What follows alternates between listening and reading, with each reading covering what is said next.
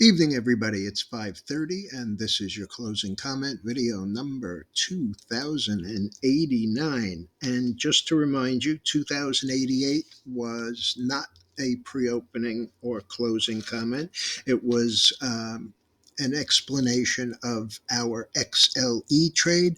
It is available. The link will be on the front page of tonight's Daily Note, as well as it's in both the Discord room and the WhatsApp server. So you can see all that. Today it was kind of a sloppy day, just like yesterday. The Dow was down 92.82 or a quarter of a percent. The biggest gainer was again the Russell up 2714 or 1.34. NASDAQ was up 59, and the S&P was up a minor $8.65. Transportations were down 46.37, but clearly the big winner, as I said, the Russell.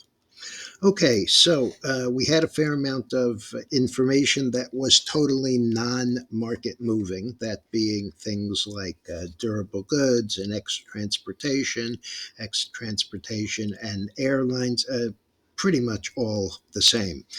But there were some, excuse me, some individual earnings reports. I'll get to those in a second. The market internals were almost exactly the opposite of yesterday. Yesterday, the Dow was 1.4 to 1 down. Today, it was 1.4 to 1 up. Uh, Yesterday, it was 1.4 to 1 down in the NASDAQ. Today, it was 1.5 to 1 to the upside. Volume was unchanged and back to kind of a little bit of normalcy at the same as yesterday, 5.4 billion. Okay, so I mentioned the stocks that had earnings this morning. After the close, we had some numbers that really sent things all over the place. Boston Beer, Sam Adams. You remember this is the company got in trouble a couple of years ago with all of that White Claw beverage that they overproduced and then nobody wanted. At that time, the stock was substantially higher. And when I say substantially, I mean $1,300 a share. It came crashing down. The first sign of weakness, well, it came down anyway, but the first really devastating move was in July of 21 when it had closed at 690 and opened the next day. Pardon me. It had closed at 960, and the following day was 693 and closed at 701, down 246. It has continued to slide, and today it closed at 370.06, and that was up 1053. When they reported their earnings on the headline, the stock jumped to 380 and then went and collapsed. The low has been 321. The last is 328. That's down 31.53 or just under 9%. First Solar had a miss on revenues and a beat on earnings. It had closed at 145.09. Jumped up to 156. Last is 149.29, up $4 and change. Lemonade, which is the AI-driven insurance that was such a big hit back when, as long as it didn't require money, companies could survive. This one had a high of about 200, maybe 188. Closed today. Let's take a look. closed today at 21.72, and that was on a 3-day run from 17 to 22. Um, After the earnings, it had closed 21.72. That was up $1.69. It did go higher, got up as high as 23.60. Currently trading $18.09. That's down $1.54, or just under 10%. Um, but also, well, $4 and change off the high. Redfin couldn't have been anything overwhelming. It closed at 716. They reported it's currently 703.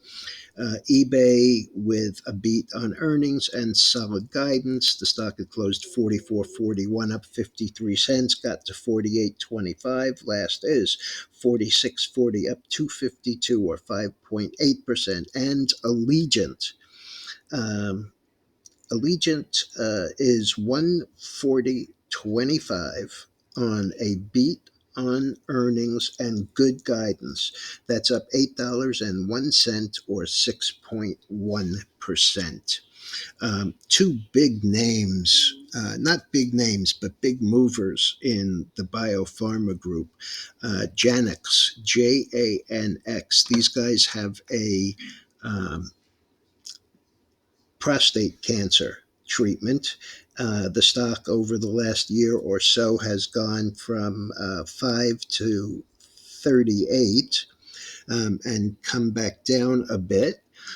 It had closed at 9.96, down 52 cents, and on the announcement jumped to 53, and the last is 49.78, up 34.68, or 230%.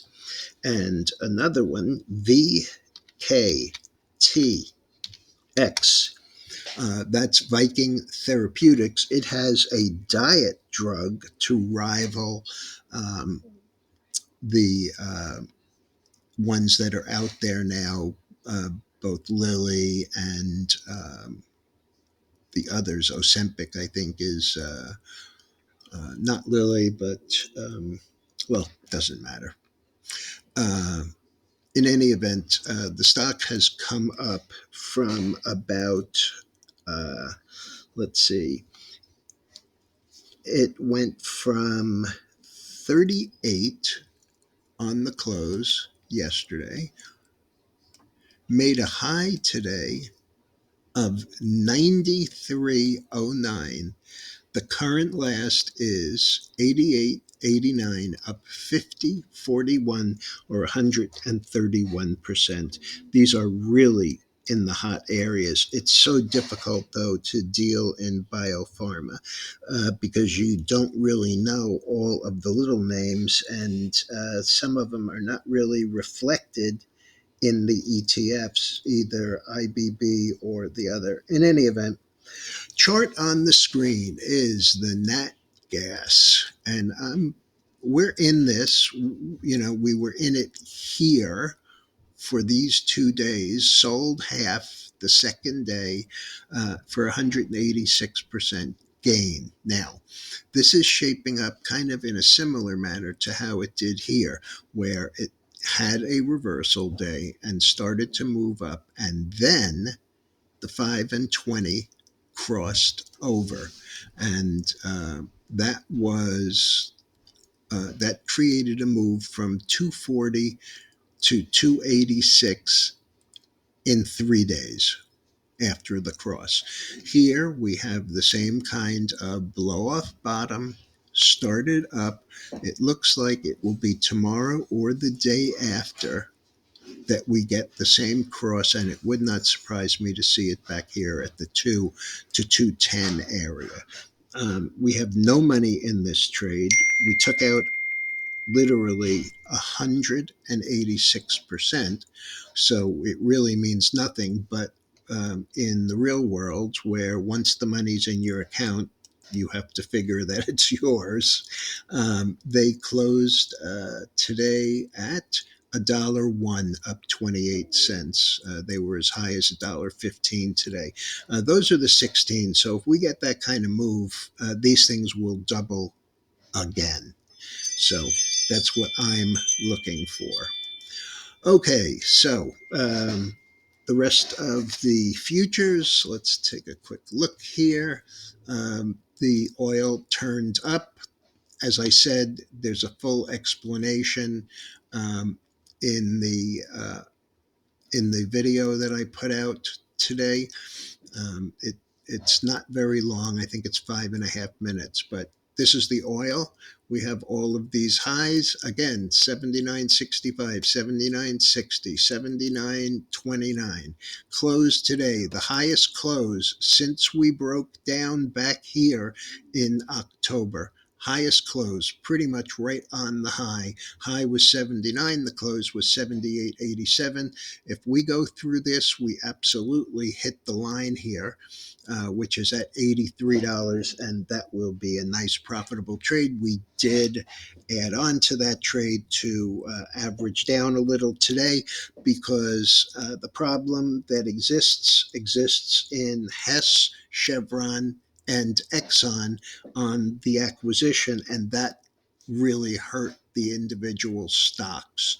So you have to remember, we're not playing the XLE is, it's drillers, it's explorers, it's refiners, it's transportation. And so I don't think that if this continues to move, those stocks will continue to drag it down. If anything, I would expect kind of a makeup day. Also, Bitcoin 57,620 up 23.30. I took a shot today on some uh, inverse ETF calls. That's BITI. Not many. Three of them at 35 cents. So $100. If we lose it, we lose it. They don't expire until the 15th of next month. So we'll see whether or not this is an exhaustion. The dollar was unchanged and the bonds were down about 5/8 of a point. All right, folks, I'll be back in the morning. And by the way, in the morning, here's what we have. We have mortgage apps first thing 7 a.m. At 8:30, we have fourth quarter GDP second estimate. Expectation is 3.2%. Prior was 3.3. The fourth quarter GDP deflator also second estimate. Consensus is exactly what it was for the prior 1.5%. We have January goods trade balance and advanced January retail inventories and advanced January wholesale inventories. And at 10:30, the weekly crude oil inventories. It's really the GDP is an interesting one, but it's not as market moving as what we have the next day, which is PCE and deflator. And that's a Fed favorite. All right, folks, have a good one. I'll be back in the morning.